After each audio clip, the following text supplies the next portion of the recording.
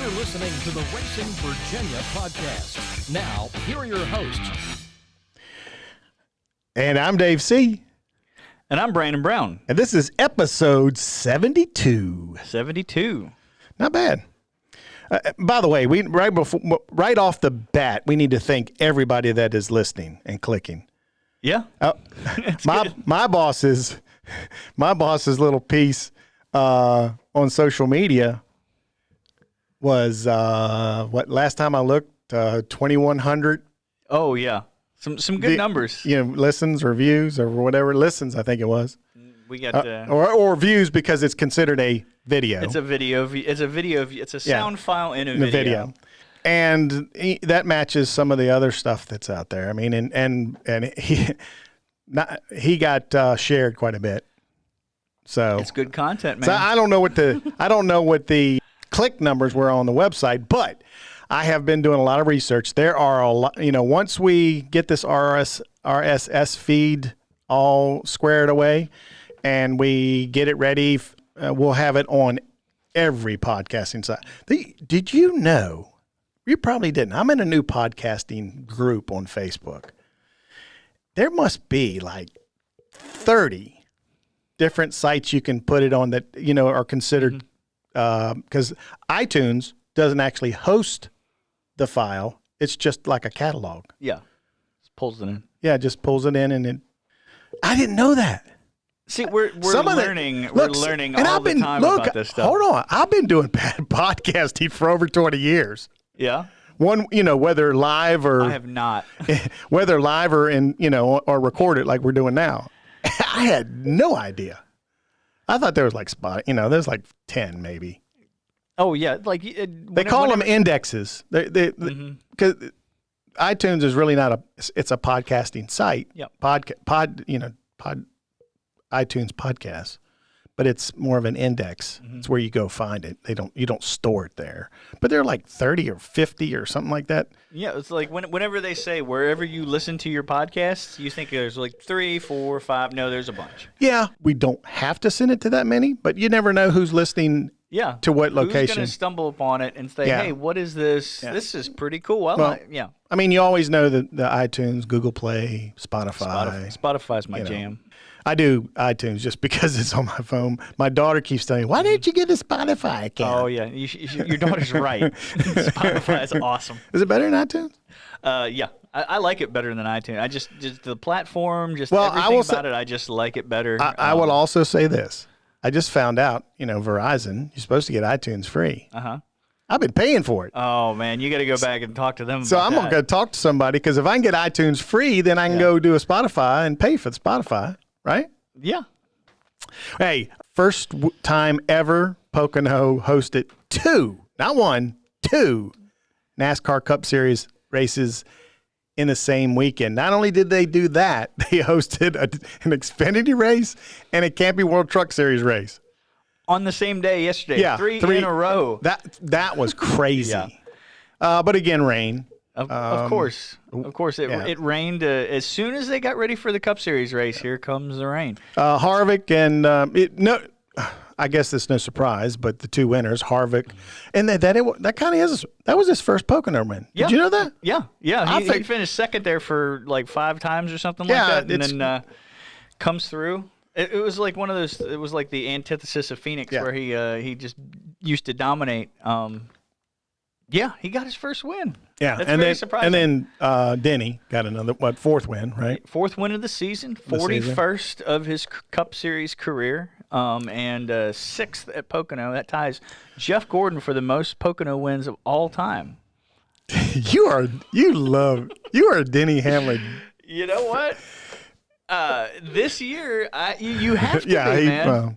I made this. Look, I hate to say this, but we need to reach out to his folks and just see if he'll come on the show. Yeah, because we talk about him every week. Yeah, his ears have to be burning at this point now. And Al Pearce, who we will have on later in the show, he's a famed. He's been around. He's been a reporter since '69 at least. That was his first. He covered his first race in Dover, Delaware, Dover International Raceway in '69. It's a while ago. So that's a while ago. He's covered. He's been all over the world. He's covered everything from Formula One, NHRA. I mean, he's covered it all. And he writes for Auto Week. He actually has a couple of columns on AutoWeek.com.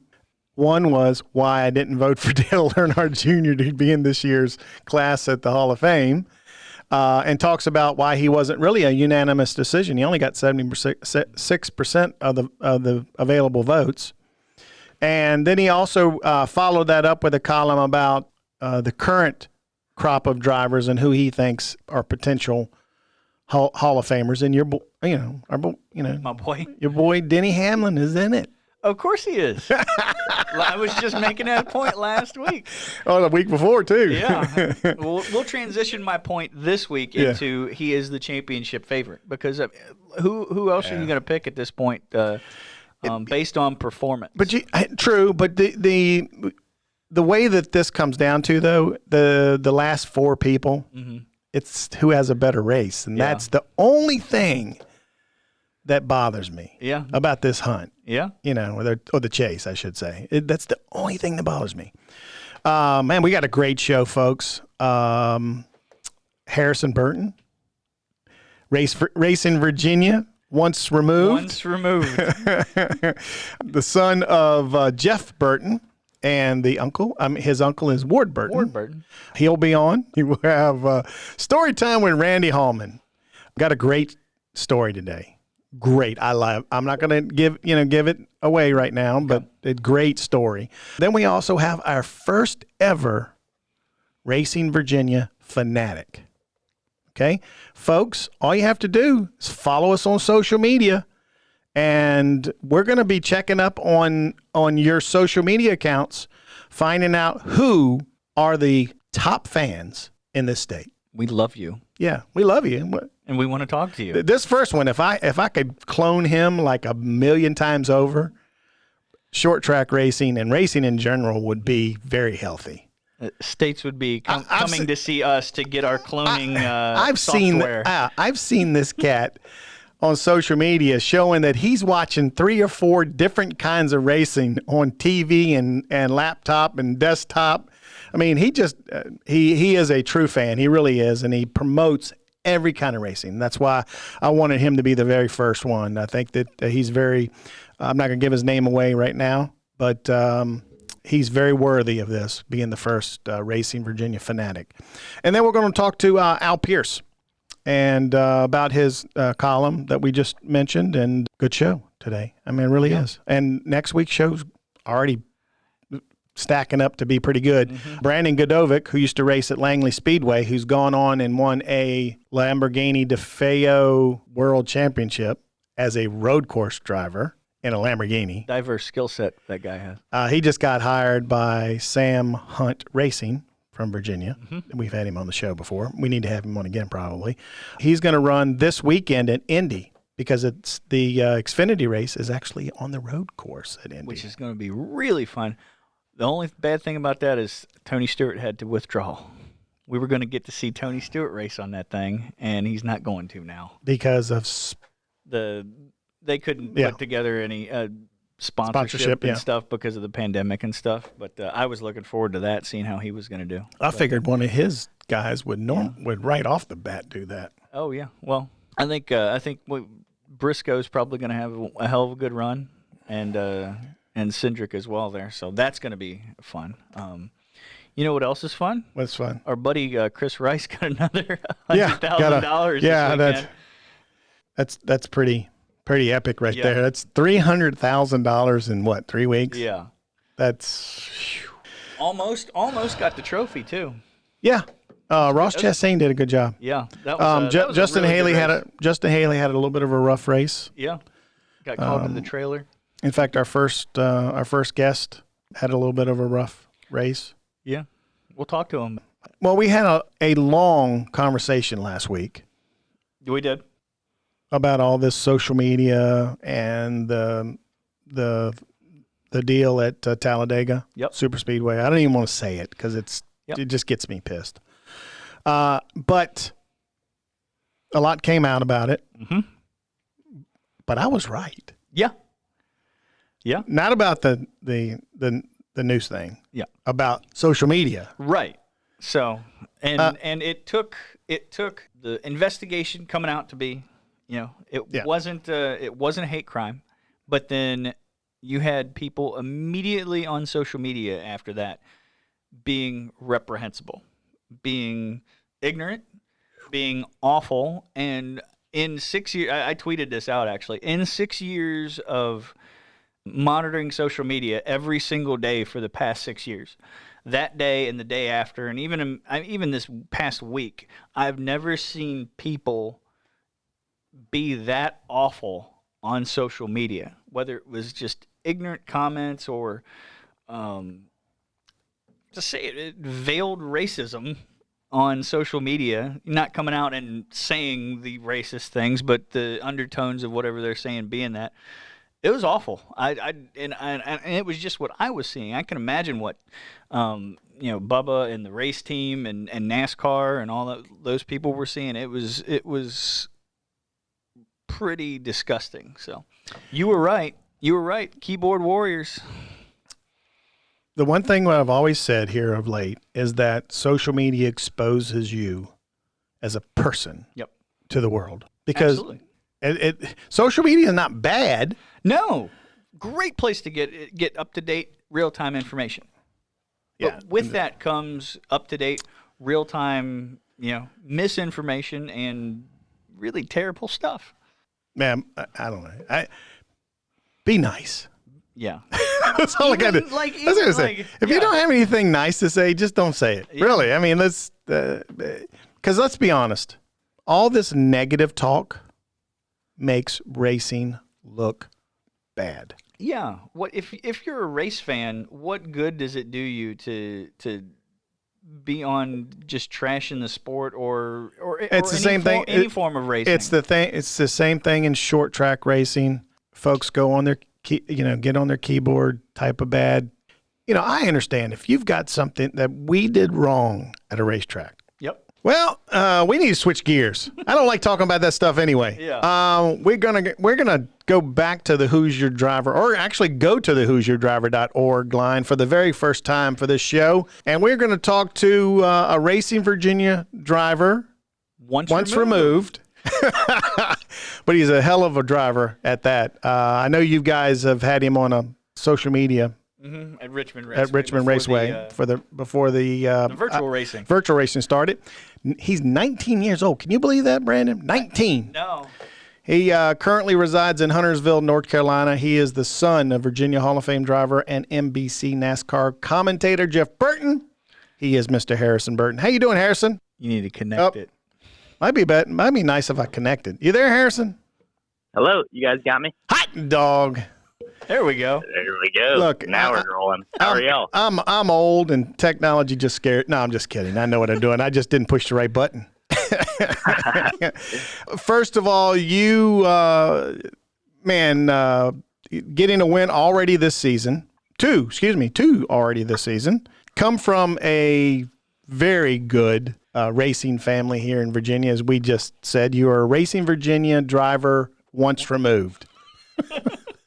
And I'll take it. And we are proud to claim you any day of the week. First of all, for folks that are living under a rock, he is the current driver of the number 20 Toyota Supra for Joe Gibbs Racing. First of all, I got to talk about the COVID-19 pandemic, Harrison. How has it been for you? How have you been able to handle it, especially coming away with some wins with no fans in the stands? Yeah, it was really strange racing. First off, the first 11 weeks or 12 weeks we were off. That was hard. All the guys were itching to go back racing. I know I was itching to go back racing, and I enjoyed spending time with my family and hanging out at the house. And then eventually I was like, all right, it's time to go back to the racetrack. So yeah, that was tough. And then once we got there, it was really weird not having the fans there, and that was really, I guess, prevalent to me when I won. I got out, and it was probably the most awkward thing I've ever done. I just kind of got out, and I'm out there by myself, and just kind of like, yeah, all right.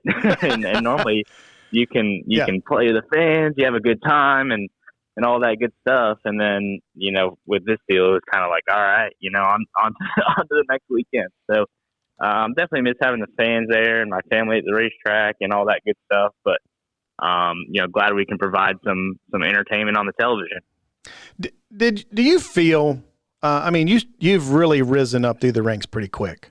Through becoming the youngest winner in Division I in the NASCAR Advanced Auto Parts Weekly Series, then called the Whelen All-American Series. You've won quite a few races in ARCA. You were the youngest driver in K&N Pro Series history at 15. And then you've driven for some very iconic teams.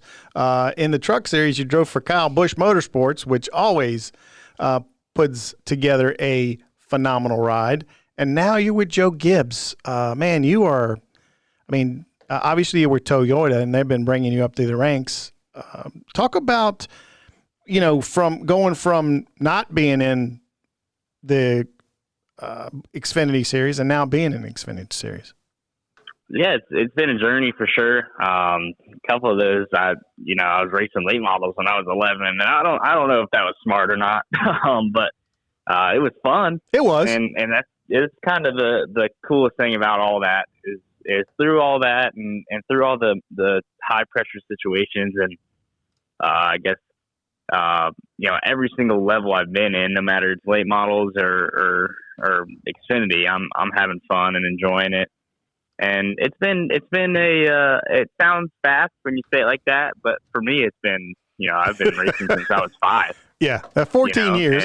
Let's be honest. 14 years, that's a good career already.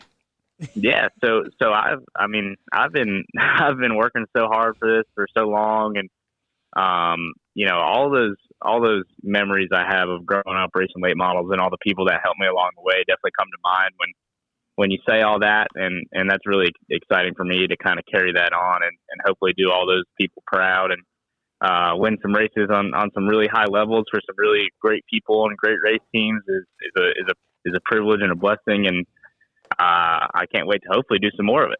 By the way, how does a kid your age debut at Bristol Motor Speedway in an Xfinity car in the number 20 and finish in the top 10. In fact, you are the first rookie to make his debut at the track and finish in the top 10.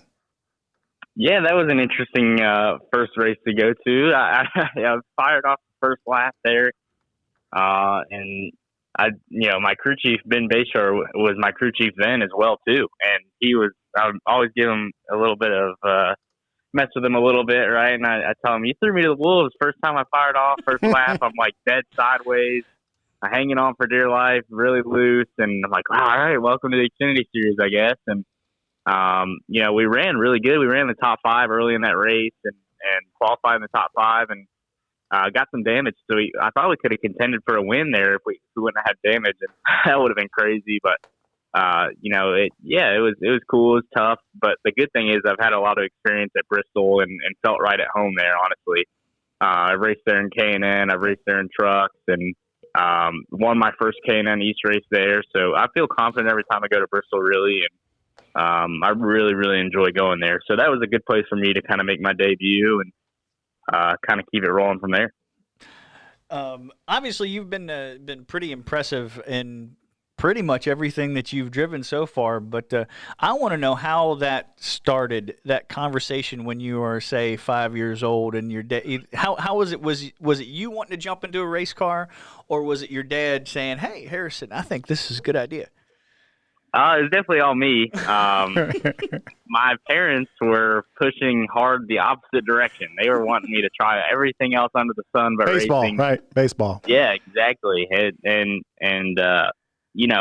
wasn't as good at it, and I didn't think it was as cool. So I always loved racing, even when I was a little kid. When I was 3 years old, I was driving around a plastic go-kart around the motorhome lot at my dad's races. And, I just grew up loving motorsports in general, obviously just kind of born into it. And, fell in love with the sport for my own reasons and pursue it for my own reasons to this day. And that's something I'm really proud of is I'm doing what my dad did, yes, and my uncle and my cousin as well. So when you say it like that, there's a lot of us Burtons out there that have raced, but I think all of us have done it our own way, and that's something that we're all pretty proud of. Let's be honest, though. At 5 years old, you still know that chicks dig guys in uniform. Absolutely. Yeah. That was, I mean, come on now. That is an absolute guarantee. My girlfriend that I have, she's stuck around for almost 3 years now. She's out of my league, and I mess with her a little bit. I'm like, you wouldn't like me as much if I wasn't a race car driver. I guarantee it. Look, that's cool that you can admit that your girlfriend now is out of your league, because my wife is definitely out of my league. That's definitely it's a compliment, right? Because it is. Excited that you kind of knocked one out of the park. You're doing good. So has she admitted that she digs the driver's suit or anything about that, or does she play it coy?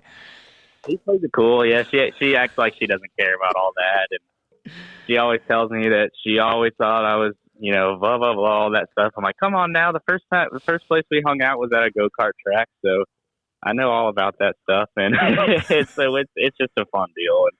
And honestly, she's really cool and someone that doesn't really care about it. To be honest with you, I just give her a hard time. She just is there because I guess she likes me. I don't really know how many people could like me, but I guess she does. So this past race, you had a pretty darn hard hit into that wall. Now, what was the conversation like after you got out of the car and talked to her? Is she one of those that's very concerned about that, or was she just happy to see you were jumped out and were all right? Yeah, so my mom and my girlfriend are kind of in the same boat on that deal. Oh no! Yeah, so it's a high stress scenario when I hit any wall, and honestly, the past 2 weeks are the two of the hardest hits I've ever had in my whole career, and 2 in a row is not any fun. But what's frustrating is I always want to try and learn from what happened, right? And this past weekend, there was oil on the racetrack, and I just hit it at the wrong place and spun out, And yeah. I was very frustrated because I felt like at least if I wreck, I want to learn from it, and I want to try and be better from it and do a better job the next weekend because of mistakes I made. And then this weekend, it's like, dang, what do I even learn from that? And that was frustrating. And, kind of a similar deal for Talladega. I still could have done better to have better track position before we crashed there. So, just frustrating that it's hard to really learn from it, but definitely thankful that Joe Gibbs Racing builds fast race cars and safe race cars at that too. Well, let's also be honest. Talladega and Pocono are two of the most difficult tracks on the circuit, and it doesn't take much of a mistake or getting in someone else's mistake to have a wrecked race car. Yeah, that's the tough thing about racing, right? And that's what makes it so hard to win races and such a big deal when you do. It's hard, man. You have to have every single thing go right. You have to have your team execute perfectly. You have to execute perfectly. And if you don't early in the race, then you have to spend your whole race trying to make up for that one mistake. And it's crazy how fast that can stack up on you. And example from Talladega is the lane moved to the top and they all got single file, and I got kind of stuck to the bottom and was in the back of the pack. And had I recognized they would have moved up quicker, I wouldn't have been in that situation, right? So mistakes compound in racing, and it's a tough sport for sure, and that's what makes it so tough. And unfortunately, it's part of it. Well, you talked about that small mistake that you made, but let's go back to Homestead when you made the exact right move. Obviously helped out by the caution there, but coming to the white flag, take us through. 3 and 4 come into the white flag. Did you know that car was going to stick, and how'd you take the lead? Yeah, so I don't know. Bottom, 3 wide. Yeah, Homestead, you normally don't want to be at the bottom, right? But it worked out for us really well. We had a really fast short run car, and then the 9 was really good on a long run, and he would really check out. But I knew if we got a short run, we would have a chance, and we were running third when the caution came out and had a blazing fast pit stop from the guys down on pit road and came out second. I was like, all right, it's time to go. And it worked out for us. We got in a pretty interesting race with the 22, the 9, and myself all kind of going for it. And yeah, we were 3 wide going into turn 1 on the white flag lap, and normally that means we're all 3 going to crash. And luckily, it didn't turn out that way, and it turned out to be really good. I know going into turn 3, the 22 was behind me, and he is someone that I actually went to the same high school as, and so I know him pretty well, Austin Cindric. Yep. And so I'm like, man, I can't let him win. We've always kind of had a rivalry because, we wanted to be the best race car driver at our high school. And so I drove in extra deep, and he drove in extra deep too. And it just worked out for us. It was a cool weekend. And those races when you're not really supposed to win, when you're running third and you kind of steal one is super fun. It kind of is a big morale boost for the whole team, for really everyone. Winning in general, but then those ones where it's a last lap restart and you got to get after it, get up on the wheel. That is really exciting for the whole team, really. Speaking of the whole team, what does it feel like being the driver of the number 20 Toyota Supra for Joe Gibbs Racing?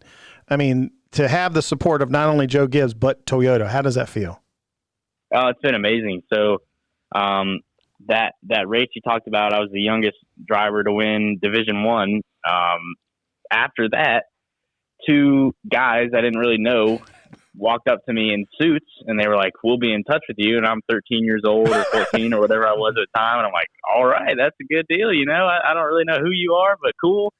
And then eventually it was Jack Irving and Tyler Gibbs from Toyota, and they've been kind of along for the ride ever since. Those guys have backed me in great years and in not so great years. And, the same now that I've been with Joe Gibbs Racing,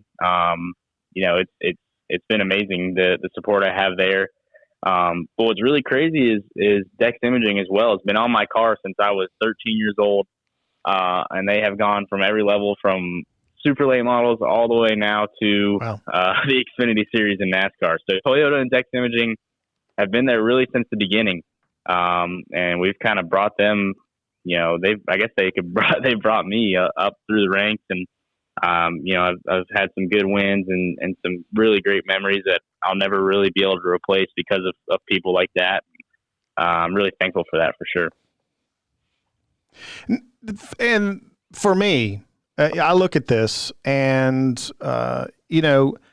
you said that at that first win, that being the youngest Division I, there they are.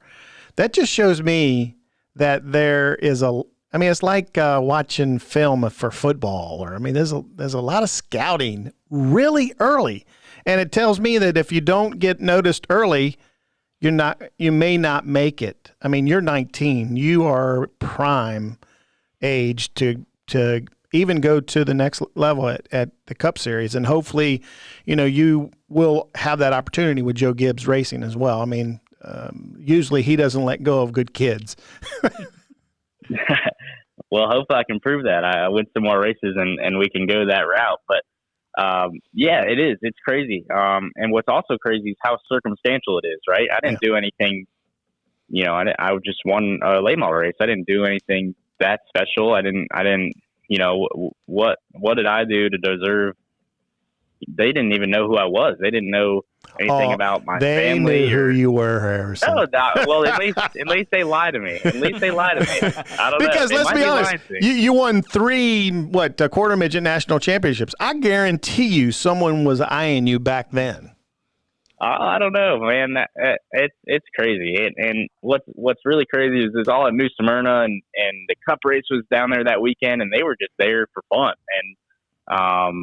And I got out of the car, and I couldn't even get out of the car because I was so short. And I'm like, oh, that's pretty interesting. We'll go talk to that kid. And that's how the relationship started with Toyota. So, yeah, they claim they didn't know who I was.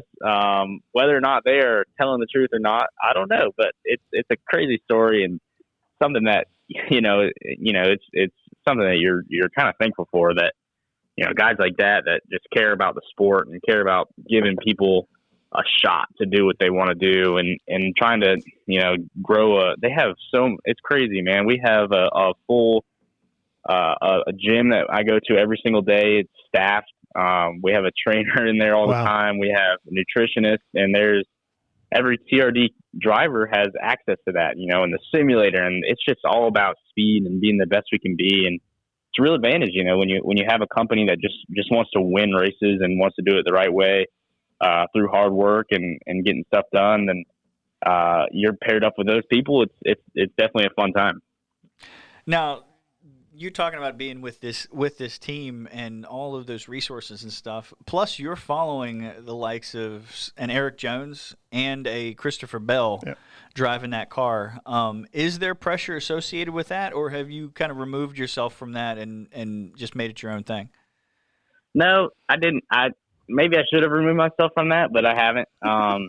That's the standard that I want to be at, right? Those are the guys that did good enough and Toyota's eyes and Joe Gibbs Racing's eyes and Levine Family Racing's eyes to move those guys from Xfinity to Cup, and that's the standards they set, and just winning one or two races I don't think is going to cut it for that. So I have to keep doing better, and that's the standard that my team and myself hold ourselves accountable for not really for that, but just to win championships, and the competitors and that shop is amazing. We're not really worried about the future. We're just worried about this year. We're worried about trying to win this year and win right now, and then the chips will fall where they may. But before I start worrying about Cup or all that, I'm just worried about doing the best I can in the Xfinity Series and winning as many races and hopefully a championship as I can. I know that there's a couple other guys in the Joe Gibbs stable that are going to be pretty tough to beat, along with really tough racers like Chase Briscoe, Austin Cindric, and Noah Gragson that are hard to beat every weekend. And then on top of that, you got Justin Allgaier to beat. He's a veteran, and it's a tough series. So if you get too focused on what do I have to do to get the Cup, then you're not going to be really focused on what you have to do to win next week and what do you have to do to I guess succeed at the level you're at, and just enjoy what you're at, because there's so many people that would kill to be in my situation, and I don't take that lightly. So I have to do the best I can, just where I am. Yeah, you're speaking about living up to certain things, and I guess the biggest one that you might not think of, but everybody else kind of does, is the fact that you are Jeff Burton's son. Everybody loves Jeff Burton. I don't think I know anybody that doesn't love your dad. So is that any extra pressure, and what kind of pressure is that, if any?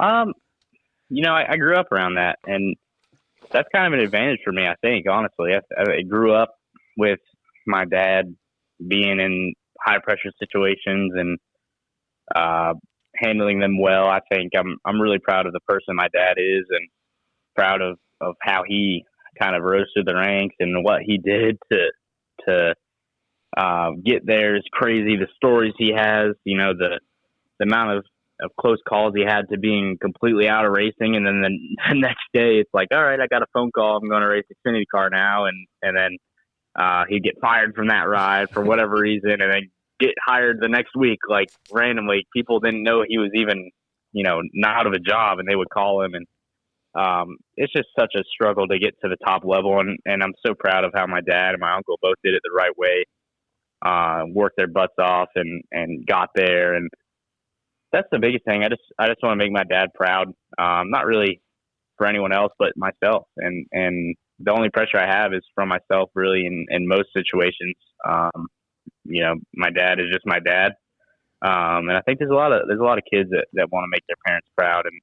And that's definitely something that I look forward to, hopefully one day, is looking back on a career that I've had, whether that ends tomorrow or whether that ends in 20 years, and knowing that, hey, at least I did it the right way, and I made my parents proud of the person I was, not just, the amount of races I won or whatever it may be. So, yeah, the only pressure I have from having my dad is just, I think it's a good pressure. I don't think it's I hope I can win as many races as him. It's just I want to be as good of a person as he was, and hopefully I can do that.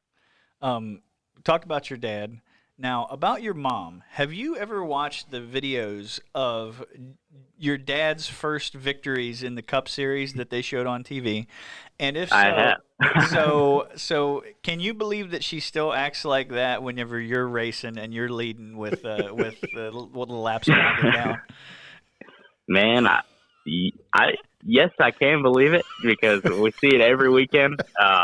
Whether I'm running 20th or leading the race, she is just as amped up as any other day, and I don't know how she does it. This quarantine deal has been strange for her because now she's not really able to go to the racetrack anymore. So I don't really know how the house is not torn apart when I get home, so I know that's good.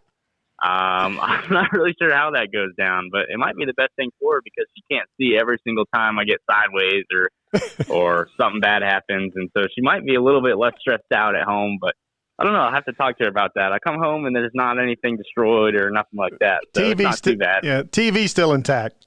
Yes, sir. Yep. We're still good in that department. So she's doing good. And yeah, it's just who my mom is. It's not for the cameras or anything. I can guarantee you that much.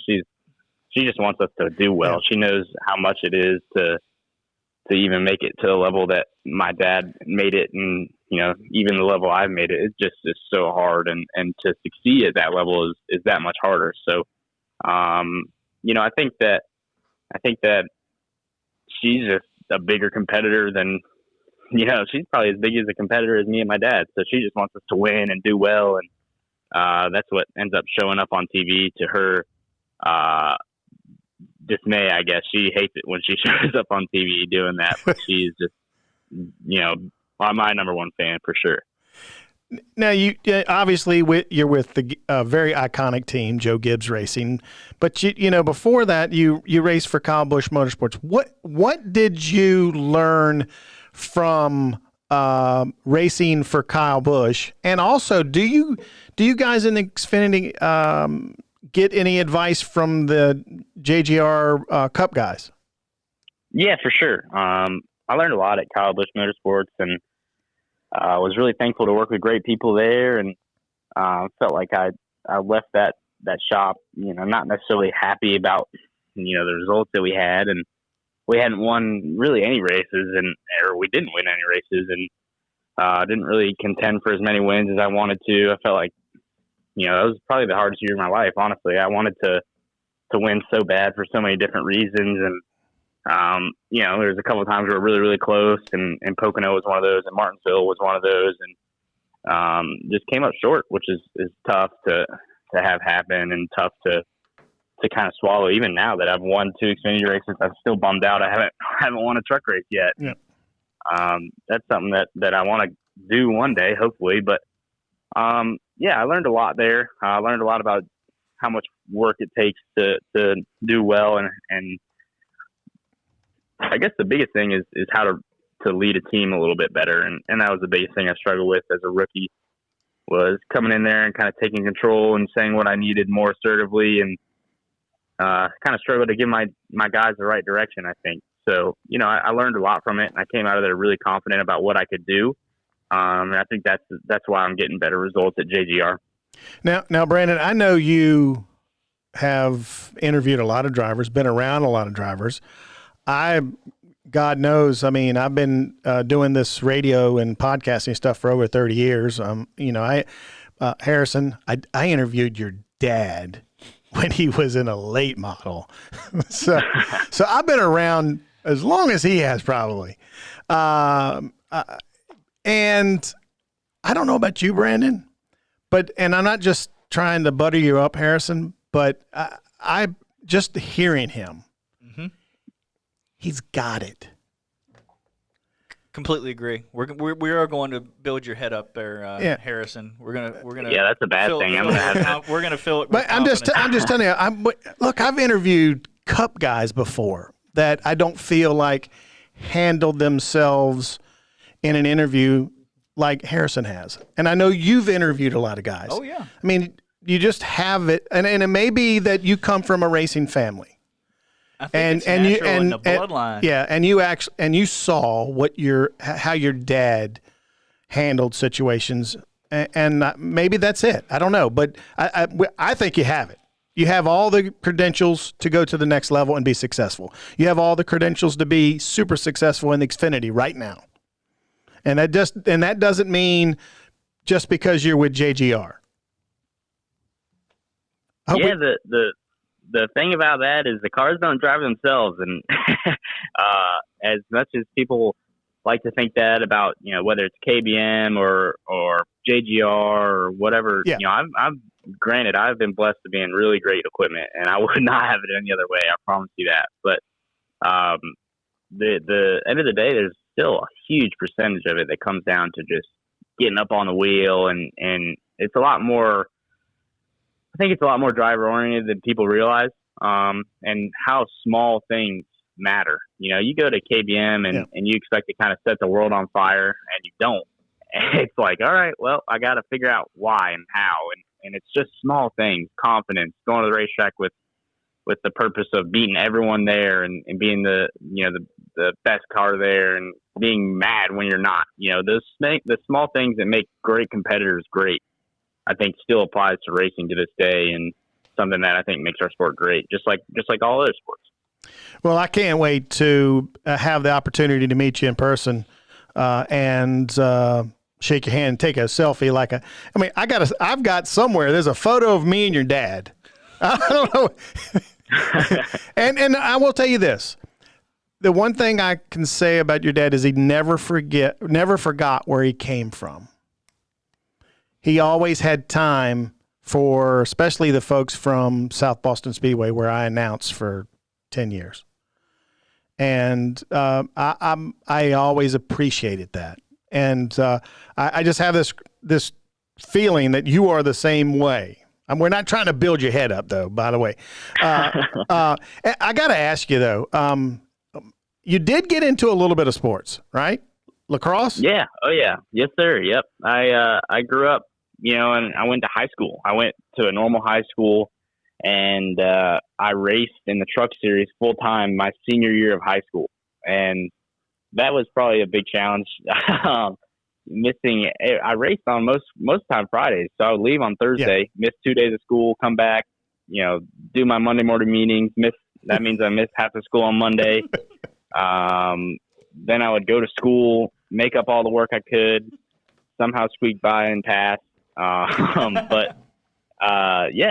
grew up and went to school, and still have a lot of good buddies from school that I'm still in really good contact with, guys that are in college now, and they're kind of living the college experience, and I'm living the whatever experience I'm living, the racing experience. And so I grew up playing lacrosse, and that taught me a lot about, you know, that's a pretty rough sport, man. I got knocked out a couple times. You know, I wasn't the biggest guy out there, so I went in there like I was and tried to be the biggest guy out there, but you know, I got laid out a couple times, and I think that's a good thing for me, and taught me a couple things. And it's a fun sport, and something I wish, I wish that a lot of people could experience that. That's a really, really cool deal, and I was glad that I could grow up and kind of just do normal kid things along with racing.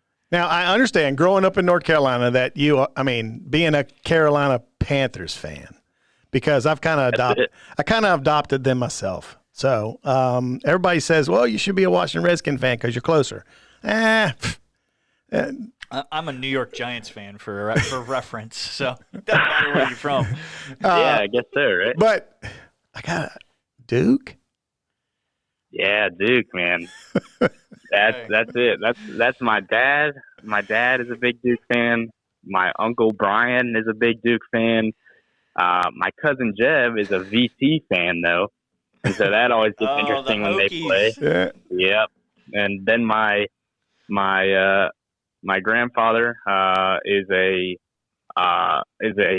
Virginia fan. So we're all over the place, man. But a lot of us are Duke fans, and Panther fans, and except for Uncle Brian, he's a Cowboys fan, and we hate him for that.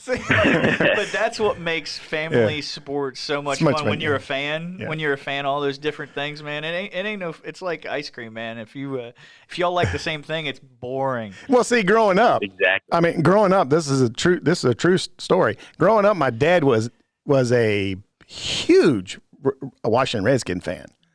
So the only way I could, the only way I could upset him the most was be a Cowboys fan at the time.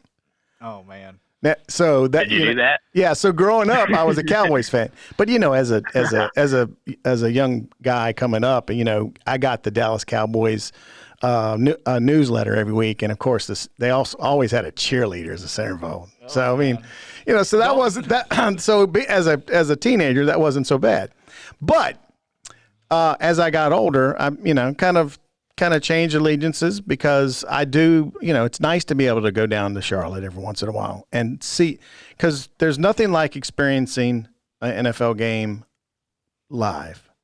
Oh, it's awesome. I mean, it's nice to see replays and all that on TV and all, but it's the same. It's kind of like it's college football and NFL football. Those are the kind of things I like.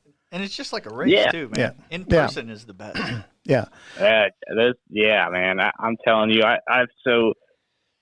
went to high school, right? So everyone in high school gets picked on for one thing or another, whether you're the most popular guy or the least popular guy, right? And so my thing that I got picked on was being a redneck who only turns left, right? And so I was like, all right, that's fair. But just come to one race. And tell me that's what you think it is after, right? So, I mean, I'm telling you this, I had a student section in the grandstands at Charlotte one weekend.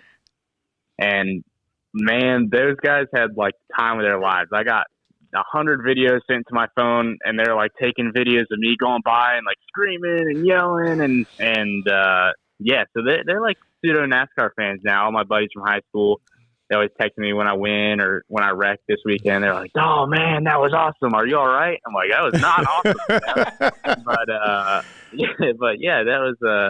That was cool. The sports in general are so much better in person. And I think NASCAR, I think Fox and NBC both do a really great job of kind of capturing as much of that as they can on television and giving you some really great insight and angles that you wouldn't really be able to get at the racetrack.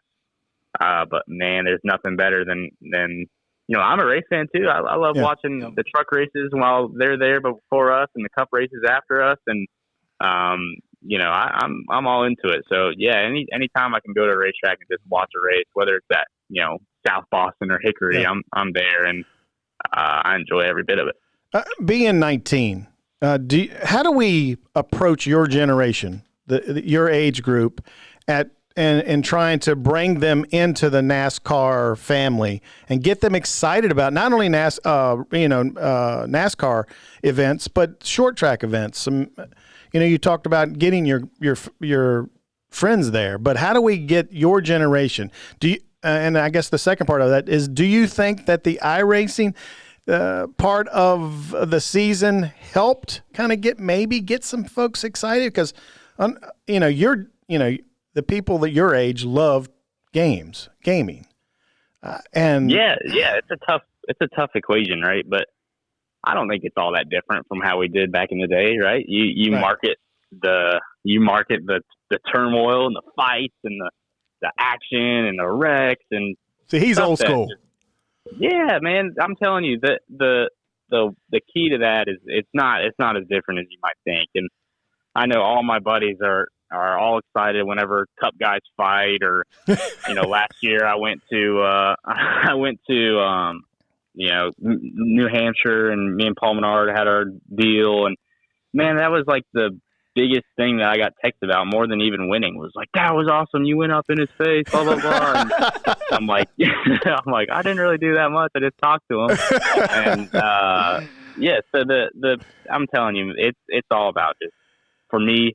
I mean, I'm an old school guy. I like short track racing. I like, the bump and run, all that good stuff. And I think that's really key, is just doing that and doing what we always do and putting on great shows. And I don't know, what the key is to getting people more interested. I think the biggest thing is just getting them to a racetrack and letting them experience it. And then hopefully something crazy happens on that race, and then they're hooked for life. It's like the first, televised Daytona 500. Yep. There's a crazy finish and a fight, and everyone's snowed in, and they have to watch it, and then they televise it from then on out. It's some things just have to happen organically, I think, and the more you try and force it, the harder it is to kind of get people interested and involved. So think a lot of it just happens naturally, and our sport does a really great job of putting on great events. As long as people are in the seats seeing them, I think they'll experience that. Like Humpy Wheeler used to say, if you're going to fight, do it on the front stretch. Absolutely. That is a good quote. Yeah, you have to. All right. One last question, because I know you're busy and you probably got some other media stuff you need to do, and we've kept you longer than we should have. But it's been such a great interview. Do you consider yourself a Virginia boy or a North Carolina boy? Ooh, I don't know. I don't want to alienate either. I like having fans from Virginia, because I'm from Virginia, and I like having fans from North Carolina because I'm from North Carolina. But honestly, so here's how this is, right? So every Christmas, I go back to South Boston, right? And my uncle lives there. I got 2 uncles live there. Both sets of grandparents live there. My parents grew up there. And all my family's there. So every Christmas I'm in South Boston. Every Thanksgiving I'm back home. And so I'd like to say I'm 50-50. My sister was born in South Boston, so I missed the cut by about 5 years. but she was born in South Boston, so I'd like to think I'm a little bit of both. I think I have great ties to both, and I feel like wherever I go in South Boston feels like home. Obviously going to South Boston Speedway, I won a K&N East race there. It was really cool. That felt like a home win to me. I had my whole family on the backstretch. I got to experience that with them. That was one of my favorite wins ever, and probably still is winning at South Boston and K&N, and kind of felt like I was really following my dad's footsteps. He running Busch, old school Busch racing there, now Xfinity racing, and that was the closest I could get to that. So that was cool. And then when I race Charlotte, it feels home because it's 15 minutes away from my house, right? Yeah. So I don't know. I'd say I'm a little bit of both, but definitely a part of me is Virginia boy through and through. Well, I'm gonna tell you this: you are now a member of the Racing Virginia family for us. So welcome to the family.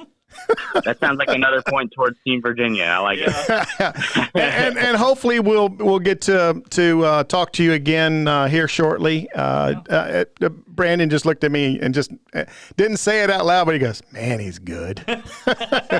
So we're not trying to. I don't hear that very often. We're not trying to swell your head up. You did it. You did a great job, and thank you so much for taking some time out of your schedule to visit with us, man. And good luck this coming week and this year. Yeah, I love to see you with the Xfinity Championship. And we can't wait. Hey, that's the plan. Yeah, we can't wait to see you try to get that 20 car in victory lane in Martinsville and or Richmond coming up later in the year.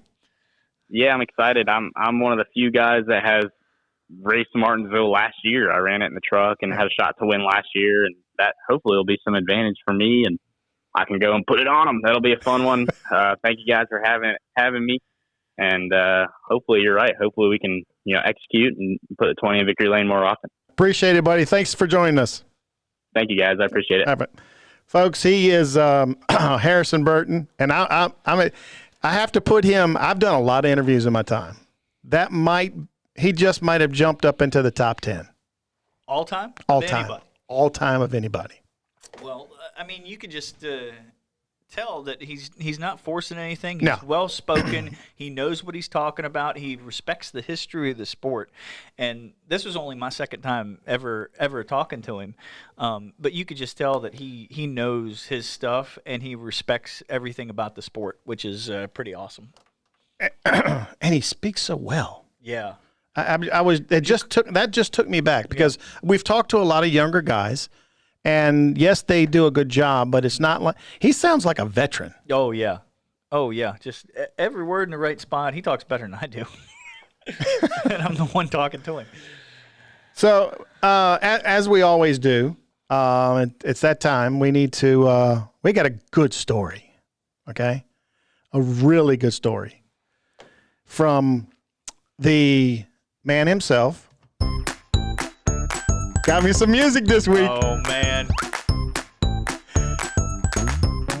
it's a little poppy thing, ain't it? There we go. But Are you going to sing along with it now? no, I'm not going to sing along with it. But it's story time with Randy Hallman. How you doing, Randy? All right, how are you guys?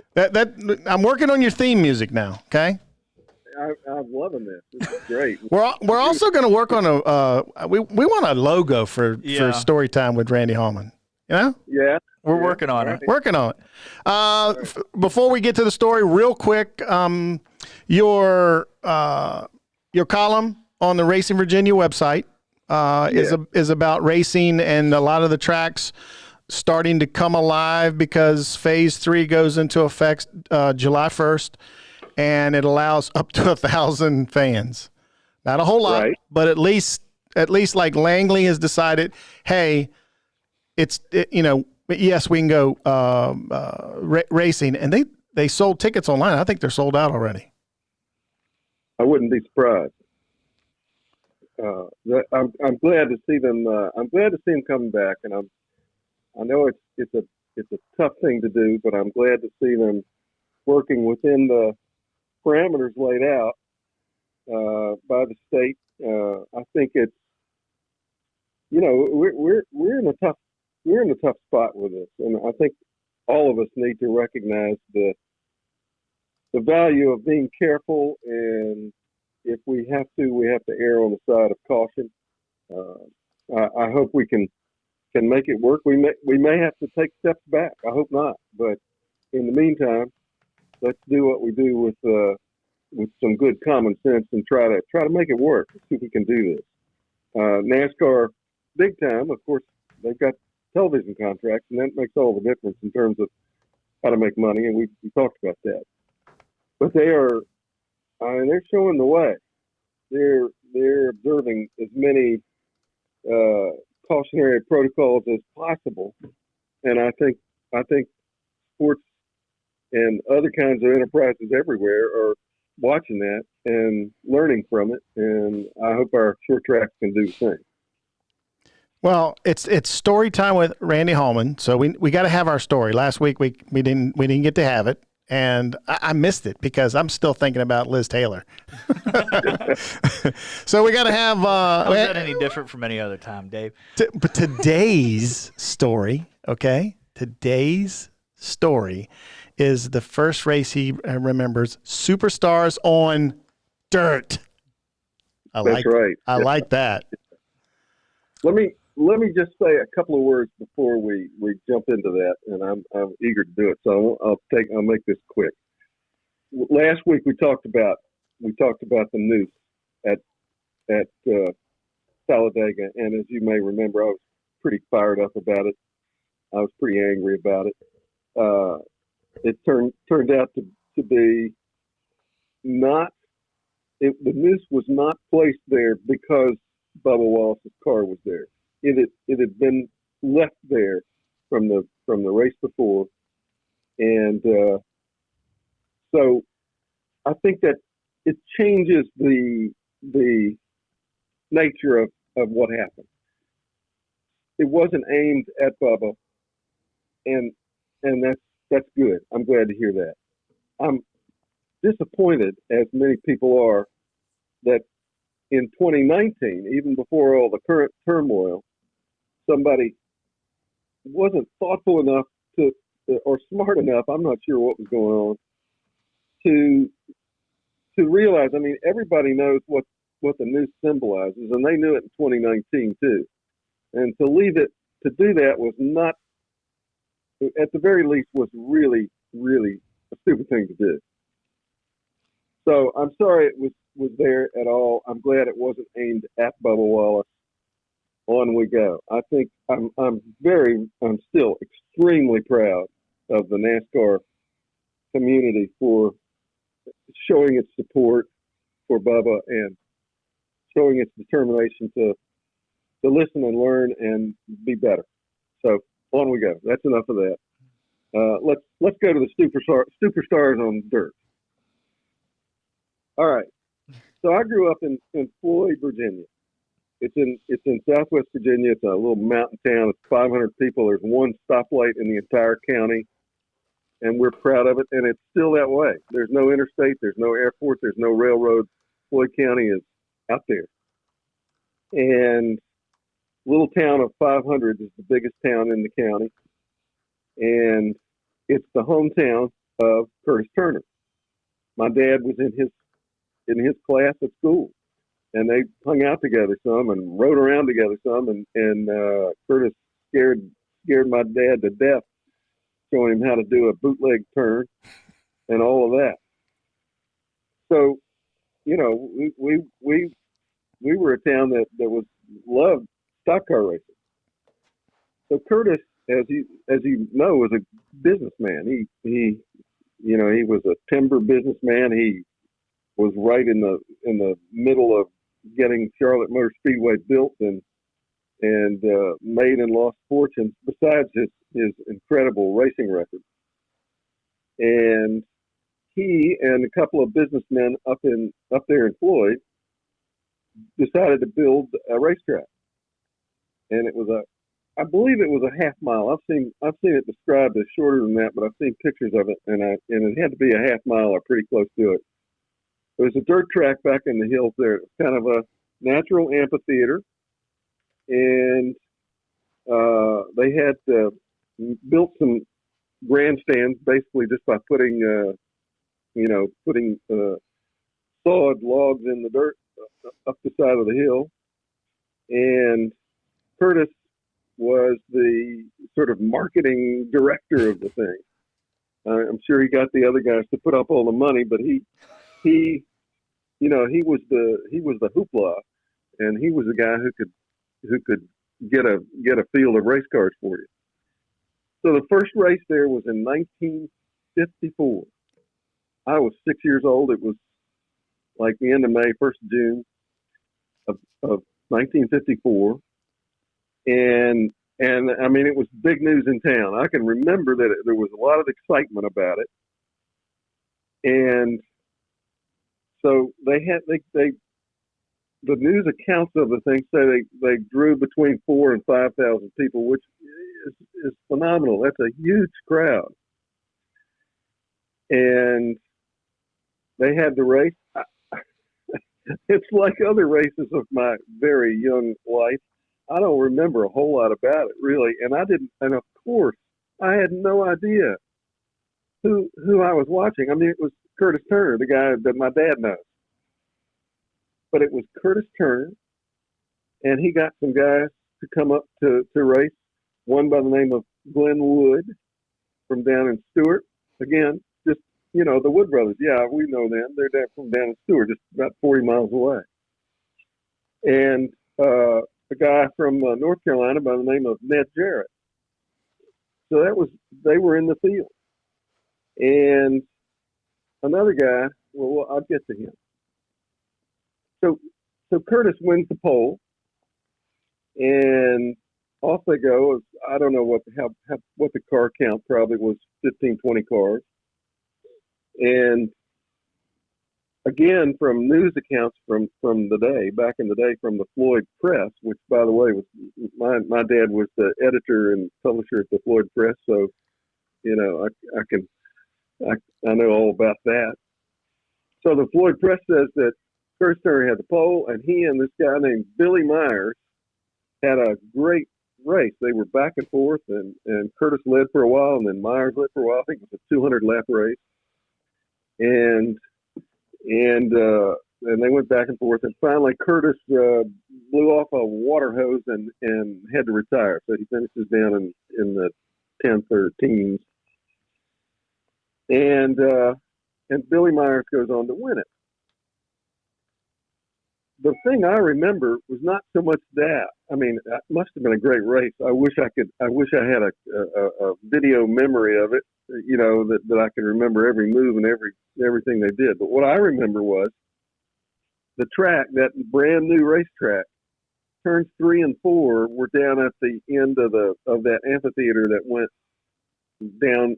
It went lower, so it had it didn't have a wall. It had a bank built up of dirt. It's good old red clay dirt. And if you went down into 3 and 4 a little too hard, you could go up over that bank and out of the track and down the other side of it. And that's what Glenn Wood did. Glenn went down there and took it into the turn a little too hard. Maybe somebody gave him a bump, and over the side he went, rolled down the other side of it. And, of course, all those kids went racing down to that end of the racetrack to look over there and see what happened to this guy. And there's Glenn climbing out of the car. I think it was still I don't think it was upside down exactly. I think it was on one side. And he's fine. He's waving at us, just a kid. And some of the guys, ran down there and rolled the thing back on its wheels and got it going again. Glenn got in somebody else's car and ended up finishing second. So there you go. But what I remember about that race is Glenn disappearing over that bank and us running down and seeing him. He was okay. And then I remember I believe every race I ever went to there, and it wasn't too many because the track didn't last for a long time. It was sometime, I think it got into the 60s before it was abandoned, and now you can, all that's left of it is you can see a little outline of it on a satellite photo, But every race I ever went to there, somebody rolled over that bank. And I kind of wonder if after the first time it happened, you got Glenn, you got some great drivers, and you got Curtis Turner as your marketing guy. Somebody probably told whoever is, running the races and paying the purse, look, let these guys know if you roll one over the bank and tell them it's not going to hurt your car because it's just, you might have to knock a few dents out. But if you roll one over the bank, you get an extra $50. Because I don't think it ever failed. Somebody went over the bank. Especially like in the Midwest and down in the South, a lot of tracks don't have walls in the corners. Yeah. And I've seen guys go over the embankment, actually drive back and come in through the other turn. It is the craziest thing, but it's excitement. And there's a lot going on, and that's what makes. And we were talking with Harrison Burton about this. This is what makes racing exciting. And if people can see those kind of things, the excitement level, then they become fans for life, like you have. Now, obviously, you came by the reporter stuff because of your dad. It's in your blood. So, but racing, you got the racing bug because you saw that.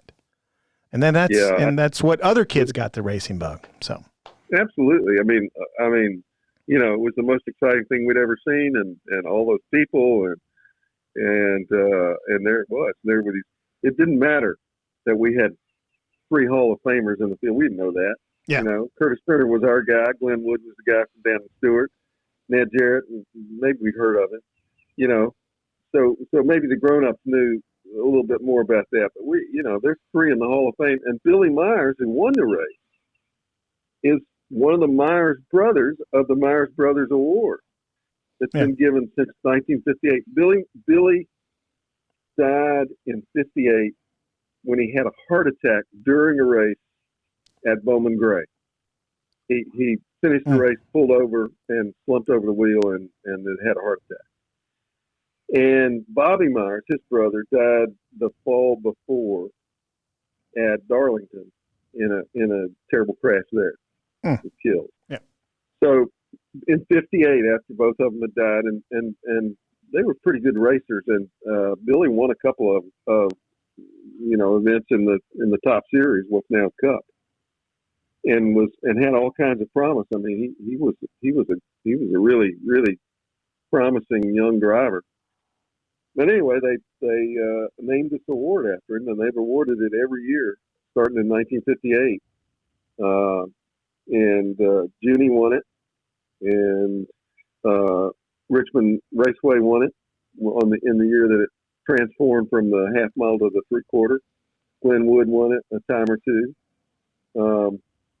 So, it's one of the most prestigious awards you can name, and it's still around. So, I mean, what a field!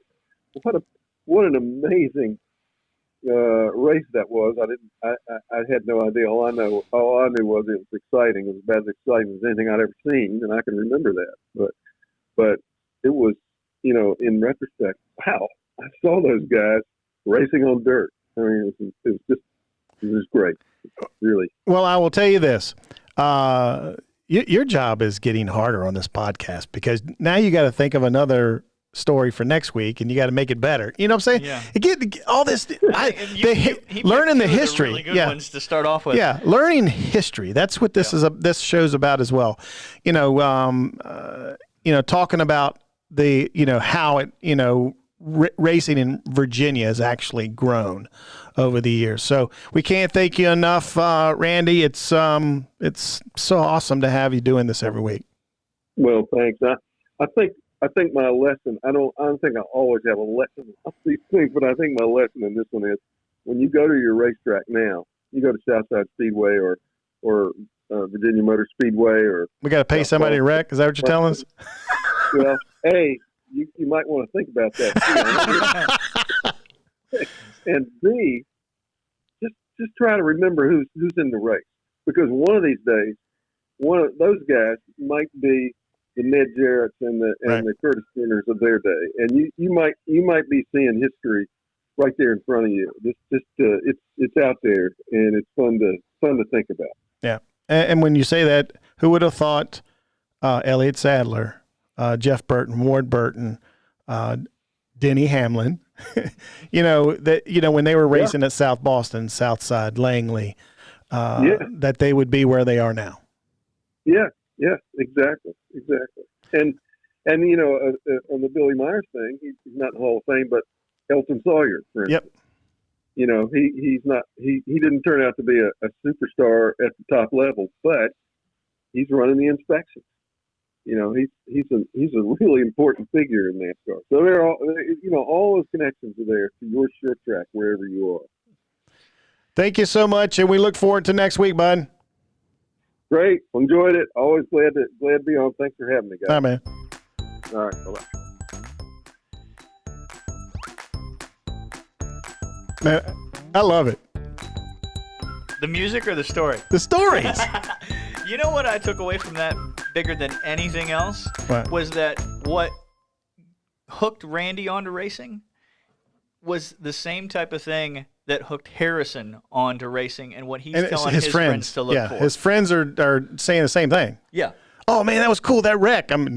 Yeah. 60 years or so in between, it's the same thing that's making racing amazing to fans. That's crazy, isn't it?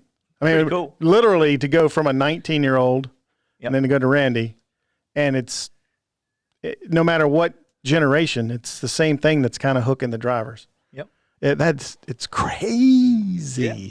All right, it's time to switch gears, go back to the who'syourdriver.org phone lines, and talk to our very first Racing Virginia FANatic. And like I told you earlier, if I could clone him, I would, because we'd see 10,000 folks in the grandstands every week. Of course, our very first Racing Virginia FANatic is Stephen Rilee out of Williamsburg, Virginia.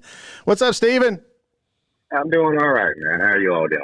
But first of all, thank you for being on here. And as I told Brandon earlier in our open, I could not think of a better person to be our first FANatic here on the Racing Virginia podcast. And you are always promoting racing. I guarantee if you go to his social media, you'll see he is promoting racing of all types. But talk a little about, we've been talking with Harrison Burton and Randy Hallman about how they got hooked on racing. How did you get hooked on racing? Mainly my dad. I think I probably went to my first race very young in the late 70s. First track I ever went to was Langley Speedway. And the first cup race I ever went to was, I think 80 or 81 in Rockingham. So, and it's just gone from there. My dad doesn't go so much anymore because of, health reasons and things like that. But it's always been part of my life. The one thing is he's kind of helping out the next gen. His daughter goes with him almost everywhere, doesn't she? Oh yeah, my oldest one does. My youngest one, not so much issue, not so much interest in it. But my oldest one, yeah, she's always heading to the track with me. Now, the one thing, I mean, a lot of fans get stuck on one type of racing. You have some guys that are just asphalt guys. You got some guys that are just dirt guys, or some guys that are just drag guys. Why do you enjoy all the forms of racing? I think each one brings its own unique thing to it. A good race is a good race. It doesn't matter if it's turning left or right, or dirt or asphalt, or going in a straight line. I mean, if it's a good race, it's a good race, and I enjoy that. You can have a good race on any surface under any conditions, and all of it can produce a snoozer once in a while too. But when you take all of it, of the sounds and the smells and just the experience of it all, I mean, it can all be enjoyable if you open yourself up to it. I like that. That's a good quote right there. If you open yourself up to it. I've been around asphalt racing, I've been around drag racing, I've been around dirt racing. I like them all. Yeah. You're the same way. We talk about it all the time. Yep. I grew up watching NASCAR specifically every Sunday or Saturday night. And once I got up to Chicagoland, it opened up my eyes to dirt racing, because we had a dirt oval, the drag racing because we had Route 66, and then my buddy Sam, he used to work for World of Outlaws, so who better to teach you about dirt racing than that? So it opened me up, and I wanted to ask you, you are introducing the younger generation to racing. Your daughter's going with you. Is she inquisitive about what's going on the track, and how are you kind of molding her into knowing what's going on and making her a fan for life? Yeah, I mean, she has questions, and I mean, she's been going. She'll be 18 this year, and she's been going since she was 3 or 4. So, she asks questions, things she doesn't understand, things like that. She has a favorite, one she doesn't like, things like that. Perfect racing fan. But yeah, but she enjoys it all a lot like me. She's been to NHRA. I've taken her up to Cup and Xfinity at Richmond. Of course, she's been to various dirt tracks and asphalt tracks. So she's been to a lot. I mean, even 2 or 3 day shows when I go out and camp. She'll be there camping with me. I mean, she even she's. One weekend in particular, I mean, she spent her days at the tent studying for her SATs and night at the racetrack. When the tickets went on sale for Langley for this weekend, you were on saying, "Oh, as soon as they go online, I'm buying my ticket." You actually got your tickets, didn't you? Nope. Hello. Hey, you actually got your tickets? No, I'm here. Oh yeah, I got it. Let me ask you another question, and before we let you, because we know you're busy, but why? I mean, on social media, you're very active at promoting the racing and the racetracks. I often see you going up and taking up or kind of being at cheerleader for a racetrack when someone says something about a particular person or the racetrack itself. What makes you want to go on there and promote all that stuff? Well, social media has been a great tool for racing as far as promotion and getting information out about events and things like that. The flip side of that is it gives everyone a voice, and a lot of those voices have no insight into what they're talking about. So, why did this track cancel when it was only a thread of rain? Or why did it run late? Or why did it do this? Or why did it do that? And a lot of these situations, if I was someone new coming out and trying to check racing out, whatever type of motorsport it was, and see a lot of these comments, and I've never been to one before, I'd be heading to the next baseball game. So I don't understand why so many people take it upon themselves to negatively reflect what they say they love so much. Amen to that. We see that. We see that all the time, and not a whole lot of good comes out that. So we appreciate you being as a fan, you are a representation of the people that come to the track every day or every weekend, and we appreciate you being an advocate for the sport, because when we or the track say something, it might sound corporate, or even if it's not, but coming from a fan, it might hold a lot more weight. Oh yeah, I mean, I agree in that, and like I said, you have so many, for lack of a better term, armchair promoters out there that all of a sudden they think they know more than the people who do this for a business. I am never in my life going to pretend that I know more about running a racetrack than someone like Bill Sawyer or someone in that mold. This year is a perfect example. I might be sad that there's not going to be a 2020 season at Virginia Motor Speedway, but I'm not going to sit here and pretend that I know what's better for that racetrack. So how excited are you just simply to get back and enjoy, the pastime that you love, going to the racetrack and enjoying the races here coming up very shortly? I'm looking forward to it, and I wrote something about this, yesterday or so. We've got a glimmer of hope here as far as racetracks opening, and there's a whole lot of people in this world who have gone through this deal a whole lot worse than what I've had to. My not going to the racetrack in the grand scheme of things is an inconvenience. But as far as being able to get back to the track and getting some sense of what I'm used to is good, and I'm looking forward to it. And I'm just hoping that everyone takes this opportunity to do things the right way so we can continue it on. How, one last question. How have you, I know because we're friends, but on social media and in person, the guy's cool. I'm just going to say it. How have you handled the COVID-19 pandemic? I've seen you post that you're watching like 3 or 4 races at one time. Right. Yeah. I mean, other than the actual racing part of what I do, my job has never shut down. I've been at work every day since it started.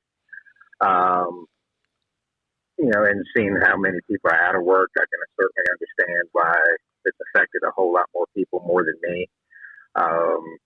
From a racing standpoint, various things. Lucas Oil did a neat thing with getting back to racing with the nights at Golden Isle and East Bay and things like that. So watching that and various streaming platforms and of course, NASCAR getting back on, Sundays and Wednesdays and Saturdays and whatever days they could get in. So racing aspect, just watching it on TV because I haven't been to the track yet this year. And then just in everyday life, for me, it hasn't really changed that much. Because like I said, luckily my job hasn't shut down. We are still going full steam. So, other than the inconveniences that everyone else has to go through, it hasn't been terrible for me up to this point. I will say that. Well, we can't thank you enough for being an advocate for racing and being the very first Racing Virginia FANatic. It's well-deserved. You promote all types of racing. You go to all types of racing, and that's what we are trying to develop here, are fans that support their local racetracks as well as support the NASCAR and bigger events across this state. Can't thank you enough, man. And, hey, there's only one first, and you're it. Well, I appreciate having me on. It was fun. Folks, he is the first Racing Virginia FANatic, Stephen Rilee. And like I said, the only way to be a part of that and to find out about that is going to be by how you act on social media. We're going to be looking. All right. And we may not only have one a month or something like this, but we're not going to probably have it every week. But we want to look at the folks that are following us, folks that listen to our shows, and see what you're doing, seeing how you're promoting racing, and you could be the next Racing Virginia FANatic. FANatic. There we go. We're going to go back to the HoosierDriver.org phone lines. I need to pull up his phone number, and because he only has a few minutes, and we want to get him in real quick.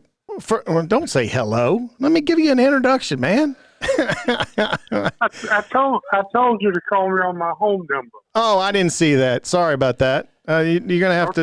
You're gonna have to. Yeah. It sounds good. Well, I'd rather use my landline. But anyway, okay, I got some time. All right. First of all, this is Al Pearce. He is a noted reporter from the state of Virginia. Lives in Newport News, Virginia. He's an old friend. Old is the right word. Before we get to your columns that you have on autoweek.com right now, first of all, Al saw his first race in 1966 in Daytona. By the way, he's been to how many Daytonas you been to? 50 now? 51 consecutive. Daytona 500. That's pretty. Yeah. You covered your first race in 1969 at Dover. Dover for the Times-Herald, Newport News. Where I asked the famous question of Richard Petty, why did you climb out the window and not just open the door? That's how much I knew about this stuff at the time. Well, you've written 13 books about racing now. And, of course, you write for AutoWeek.com. The last two columns you've had have been very interesting. By the way, folks, I suggest you go to AutoWeek.com and look at his columns every week because they're very informative. Al is a great writer. For the first one that we want to talk about is why you didn't vote for Dale Earnhardt Jr. to enter this year's class at NASCAR Hall of Fame, which he only got 76%, which is kind of weird. I thought he was going to be unanimous. But for you, why not? I knew he would not be unanimous because I was not going to vote for him. I thought I knew fairly correctly, and as it turns out, I was. My friend Mike Embry in South Carolina did not vote for him. I don't think Eddie Wood voted for him, and the only reason was first ballot. Yeah, I didn't vote for Junior. I didn't vote for Jeff Burton. I did not vote for Carl Edwards. They will all three eventually. Well, Junior made it regardless. Carl and Jeff will make it maybe next year or year after. I just felt like there were more deserving candidates who have been waiting longer. By that, I meant specifically Ricky Rudd and Harry Hyde. They're the two that I really felt like if we don't get them in quickly under this new system, or they only take two. Yeah. And that's the thing, Dave. If they had taken 5 as they normally used to do, I would have probably voted for Junior. But I did not want to have one of my 2 votes go to a guy who was going to get in anyway. No matter what I did, Junior was going to get in. I was trying hard to get in Ricky Rudd first and then Harry Hyde. Now, there's no question that Jeff Burton and Carl Edwards and Jr. are deserving. I never denied that. There are others who are not deserving who are on the ballot that I didn't vote for, but those 3 are deserving when the time comes. So I did not want to use one of my 2 votes for a guy that everybody else was going to vote for. I wanted to use mine for Ricky and for Harry Hyde. Unfortunately, they didn't make it. I got no qualm with Mike Stefanik. I do say this: if he were alive, he would not have made it. I think the fact he got killed last year in a plane crash brought that far more to the front than it would have. So, not that he's not deserving. My God, the man won 9 championships. Yeah. So, I mean, anybody who won more races than Richie Evans and more championships and more, whatever. When Richie Evans is the guy that you're compared to, and you're better than he is, or statistically speaking, then he gets my vote. And so I voted for, and I felt sure he'd get in. The Hall of Fame voting panel consists of a lot of people with emotion, with close ties to the Northeast, broadcasters, former writers, people like that. And I felt like Mike would get it, but he would not have gotten in this year had he still been alive. So that was it. I wanted Rudd and I wanted Harry Hyde. Neither one of them made it. I don't know. The longer they go without, the less opportunity, the less chance they get. So. Now, the other column you had was that you mentioned that the current crop of drivers in NASCAR, that there may be more Hall of Fame candidates right now than at any other time in NASCAR history. Yeah, and really what I should have said was, if you go back about 2 or 3 years and you pick up Edwards and Burton and Jr., you'd have an even stronger case. But the column they wanted was, okay, based on Pocono this weekend, look at the grid for Pocono this weekend, count up the Hall of Fame drivers, and compare that, go through the 50s, 60s, 70s, 80s, 90s, 2000s, pick out random races and count the number of Hall of Fame drivers in those races and compare it to Pocono this weekend. And I think I came up with 15 likely Hall of Famers were at Pocono yesterday. And I don't know that a cup race at any point in the previous years had 15 Hall of Fame drivers in it. People don't remember. They talk about the good old days and this and that, but Jeff Gordon and Richard Petty raced each other one time. So don't talk to me about the young guys pushing the old guys out. There was one race overlap. Dale Jr. and Dale Sr. only raced each other, I think it was 43 times total. And Bobby and Davey did not race each other very much. Richard and Kyle raced often, but they were never very competitive with each other. Richard was on the downside, and Kyle was kind of in the middle of his mediocre career. What I said was, if I'm still on the Hall of Fame voting panel when Jimmy Johnson comes up, Jimmy will be the first driver I vote for on the first ballot. I don't think, and if he's not unanimous, then there is no such thing as unanimous. Yeah. So I think his credentials right now put him unanimous without any question. Yeah. I'm stunned, and I wrote this. I'm stunned that Richard Petty and Dale Earnhardt were not unanimous when they came up for the very first Hall of Fame. But I think that Richard had lobbied that his father should go in ahead of him. So I think Richard talked people out of voting for him. And I can't understand why Earnhardt was not unanimous. But that's where the Hall of Fame goes.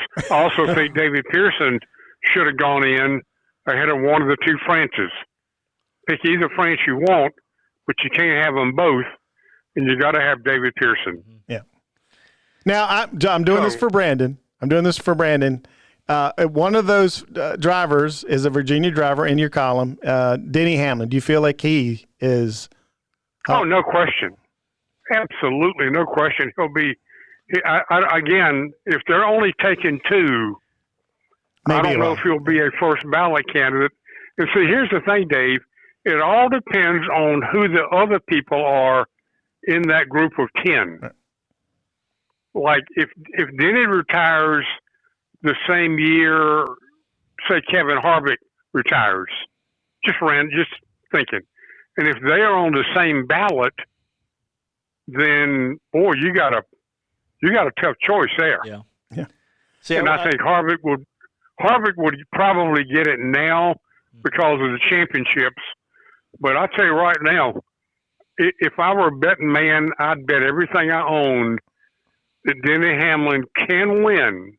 He will not, but Denny Hamlin can win every race the rest of this year. That's how good that team is right now. See, that's a point at the top of our show. That's a point that I was making right off the bat, that there is absolutely nobody else, even with the current championship format, that you would put ahead of Denny Hamlin right now. Right. Well, again, to me, Harvick and Hamlin together could win the rest of the year, and nobody should be surprised. Now, I want to go. I think. Oh, go ahead. Sorry. I mean, Kyle Busch has fallen off. Martin Truex is not what he. I mean, we're talking about right now. Mm-hmm. Those guys have fallen off. The Hendrick crowd, except for Chase, is nothing anymore. Childress's crowd is not much anymore. Roush's crowd is not much anymore. You just, I mean, other than Denny and Harvick, I don't know who can win a race this year. The only one that I would say would be Team Penske, with how they've. Well, yeah, I'm sorry. Yeah, I would have gotten to Roger. I would have. Yeah. And in that case, all three of them are pretty good. Yeah. Yeah. But week in and week out, it seems like it's one of them or two of them that are up there, and one of them's kind of lagging behind. Each week, save for when Denny had his issues with the ballast coming out of the car, he's been able to be up front at nearly every single race. So it's amazing. I told a friend of mine the other day, I don't remember what race it was. It wasn't Pocono. It might have been one of the. Did he win? He won one of the two Darlington races, I think. I don't remember. That was so long ago. He did. He did this year. Okay, and I remember watching that, and I think that with about 15 laps to go, he's run about 10th. 15 to go at Darlington, he's running 10th. And all of a sudden, he's running 8th. And the next lap, he's running 6th. And I'm thinking, here he comes. It's just amazing how fast that car is and how good he is. Like last night, I mean, he just, even though he was the last one to pit, and I know he gave up a lot of time, he sure gobbled up that lead in a hurry. And never once was he in danger of losing yesterday. No, that team is awfully good. And going back to that Darlington race, and with the current package with the lower horsepower and the downforce that they had at Darlington, it makes it, to me, even more impressive that he could wheel that car in that aero climate around all those cars and beat everybody at Darlington too. Well, that's one of his, along with Martinsville and Pocono, Darlington's one of his best places. Yep. And obviously Daytona in February. He's pretty good in Daytona. Just in February also, but yeah. So I think when the Hall of Fame comes up and whenever he's eligible, he will be a slam dunk. There's no question about it. He's got 41 wins or 42 wins right now, maybe. I don't think he can get to 60, but he'll certainly get to 50. So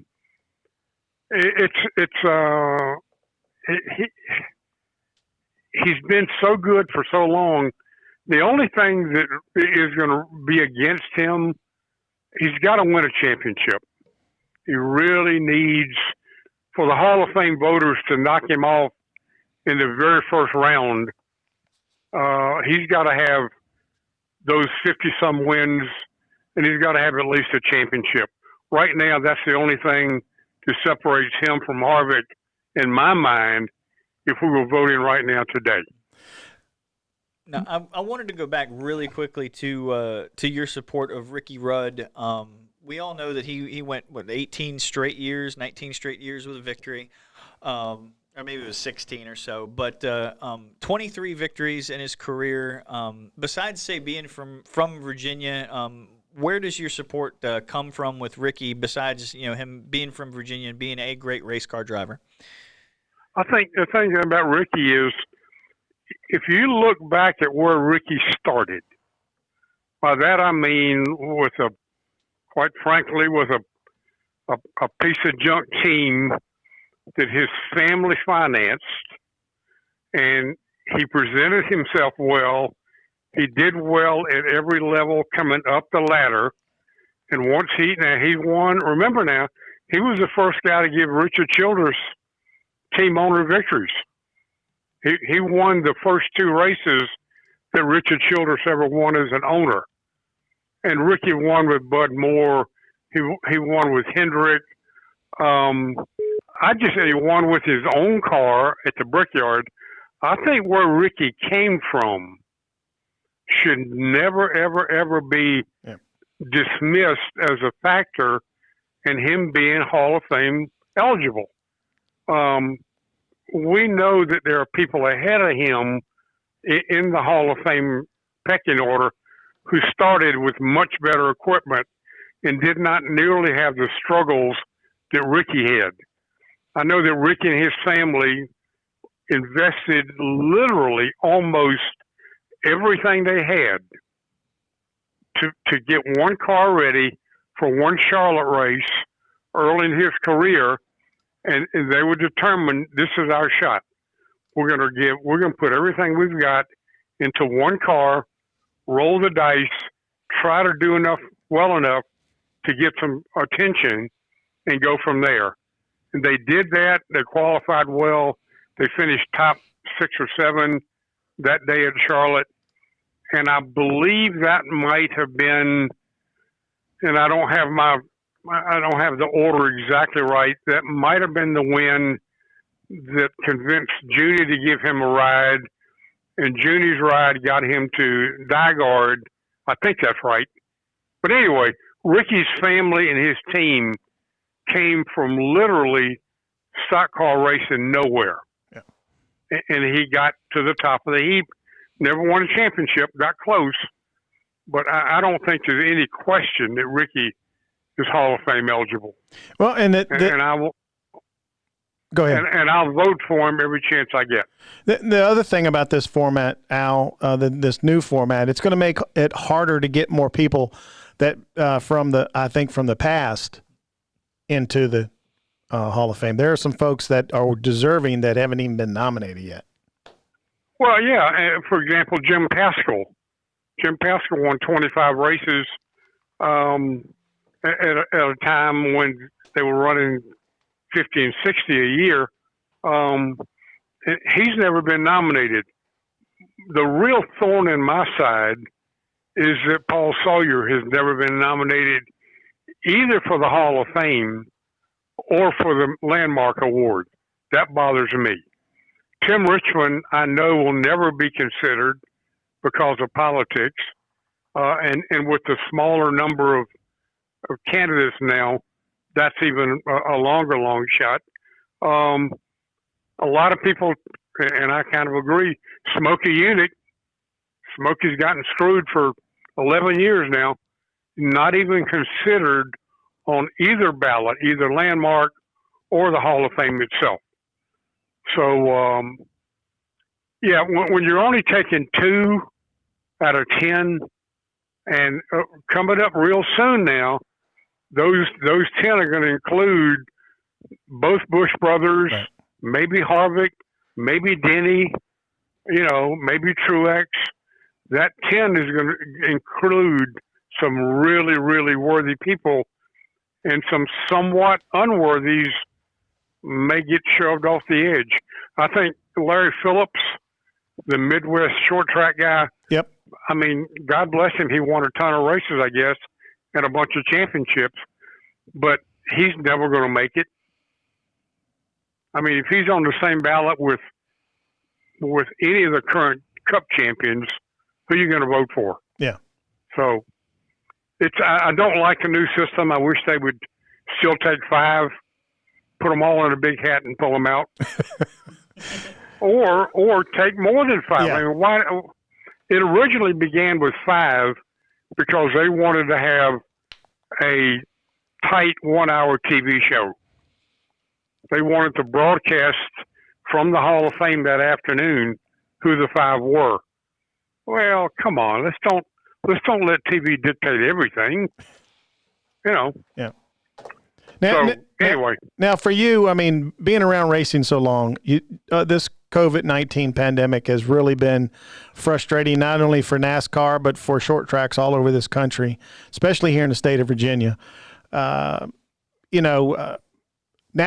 I think, has done a phenomenal job at getting newer people involved, and all, because the iRacing thing, I hate to say this, the iRacing thing was a huge success for NASCAR. A short-lived, huge success.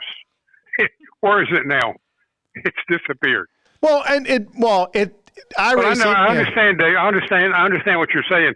At the time, it filled a need that no other sport could fill. I mean, who wants to watch a replay of the 1967, World Series Game 4? ESPN just keeps running old replays of games. At least the iRacing was current, active. I mean, what you saw was what was going on. Yeah. But it's like everybody knew as soon as the real racing started, those poor people would sort of get shoved aside. But they've got their own little world, and they thrive in it. So good for them. I hope they enjoy it. Yeah, Richmond Raceway has 2 really good iRacing guys. That. Well, that's right. They do. Yeah. One of them won the championship last year. So Zach, right? Mm-hmm.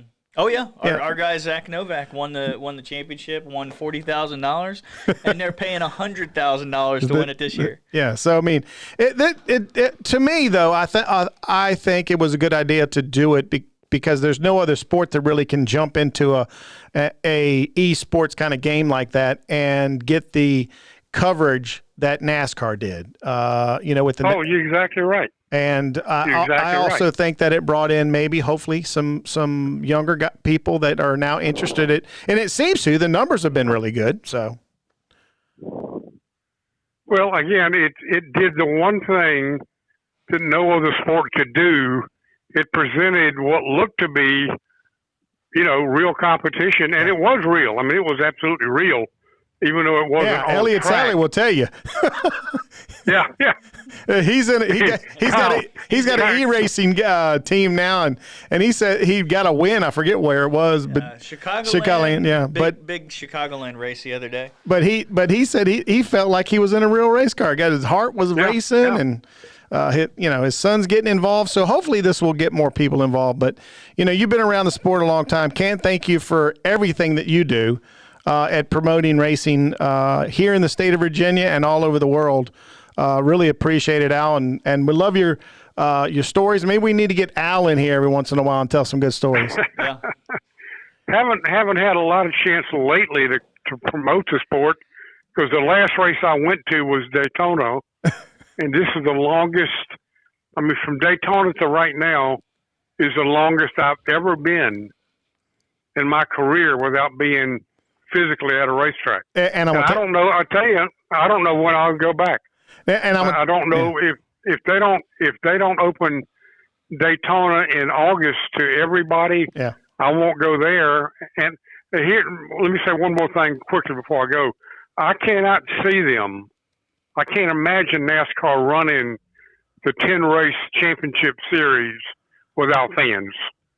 They may be just waiting for Darlington in September to be the first open to everybody race. Yeah. I just can't see them running championship events without fans and media. So I don't know.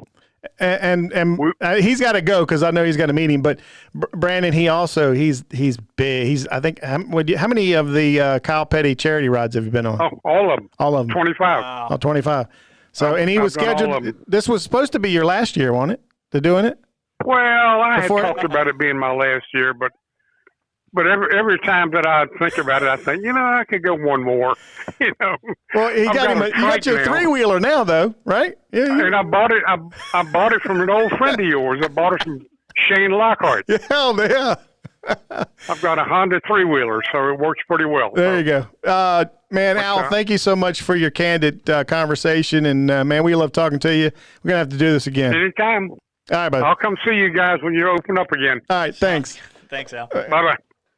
Man, Al is a hoot. I don't know if you've ever been around him in person, but he's a freaking hoot. And he's been around so long. The amount of stories that I'm so glad he didn't call me by the nickname he asked for me, and I'm not saying it. So well, I don't know it, so you probably should just share it with everybody. Right now. I can't. No, I don't know why he calls me. Oh, I do. It's because of Bill Sawyer. He calls Bill Sawyer Great White. Okay. So he calls me Guppy. Guppy. Perfect. Yeah. See, he did share it. I got him to share it right now. Oh, what the hell? Yeah. Man, I went into this. I said, how will this show be? In my head. Mm-hmm. Man, it's really turned out. I mean, they're getting better every week. Yeah. Everything, like the I mean, we just talking. He just mentioned Shane Longard. We need to get some of the older drivers. Mm-hmm. Tommy Ellis, if we could get him. Oh, yeah. Lord. I don't know. We might not want him. Hey, we want everybody, man. But oh man, it'd be maybe we need to talk to some of the older right. And what we haven't done, we haven't delved into the the drag racing stuff. Yep. I gotta get those RVA guys from some of the local racers. that talk crap about each other on social media. Like Tyler was talking about a few shows ago. Yeah, we got to get those. We got to get some of those guys in. I believe they had a tested tune this past weekend, so a lot of them were out at the track. With 1,000 fans available, I'm sure that they're going to now start having some good race. Not I'm going to say good racing, but start normal racing. Mm-hmm. So spectator-driven stuff. Again, Harrison Burton, phenomenal interview. Yeah. Having our first Racing Virginia FANatic, Stephen Rilee. Yeah. And what a great ambassador for the sport. I'd never talked to him before, but his outlook on racing and how to go about being a fan of racing is spot so on. Good. Yeah. I told you if I could clone him, and I got a couple of drivers that if I could clone them, it's so nice to see folks that promote racing and don't try to tear it down. And there are some drivers that I know, asphalt, drag, dirt, that's what they do. They want it to be a success, short track racing to be a success. And those are the kind of guys that I want to get on here and talk to them about. And so we can grow this show, get more people listening, more people to the racetrack. I want it to be like when I was a kid. I remember, and I know Southside Speedway is canceled for the whole year, just like our Virginia Motor Speedway has. I remember going to Southside Speedway and it being packed. And if you didn't get there at a certain time, you didn't have a seat. It was standing room only. That first time that I went, my dad was stationed overseas in Korea. My uncle took me to Southside Speedway, my Uncle Pete. And he was a big Sonny Hutchins fan. And so when I went, the racing was cool. But I think what hooked me on racing was that he took me in the pits after the races. And he took me over to Sonny Hutchins, and Sonny grabbed me, picked me up because I was a little kid, put me in the car. That was it. I was hooked. Yeah. I was hooked because he took the time to talk to me and also show me what was going on. A couple of weeks later, put me in a car, took me around the racetrack. How cool was that? How cool was that? Tell us. It's cemented my love for racing. And that's what we want for everybody that listens to this show. If you've got some suggestions on folks that you want to have on the show, we have a great show pretty much finalized for next week. And we want to bring some younger drivers on here and promote the bigger events around the area because, as we say all the time, we at Virginia are blessed. I mean, blessed. We can actually say Bristol 2.5. 2.5. It's right there. Yeah, right 2.5 cup tracks. All right. We got NHRA. We got road course with VIR. It's one of the top road courses in the country now. They've got a big event coming up the July 9th through the 13th, I think it is. So, yeah. Big weekend of racing. So hopefully we'll be able to talk to someone from VIR next week and promote that for them. Some cool stuff going on. A lot of Virginia drivers and Virginia team owners getting some good runs. So we got a lot to talk about, and we're going to continue to do that. If you have a suggestion, though, info@racingvirginia.com, or just direct message us on any of our social media platforms, which are at Racing Virginia. Real easy. Where at, though? On Facebook, on Twitter, and on Instagram. There we go. Yeah. And as always, for Brandon, I'm Dave C., saying thank you for listening, and keep racing, Virginia.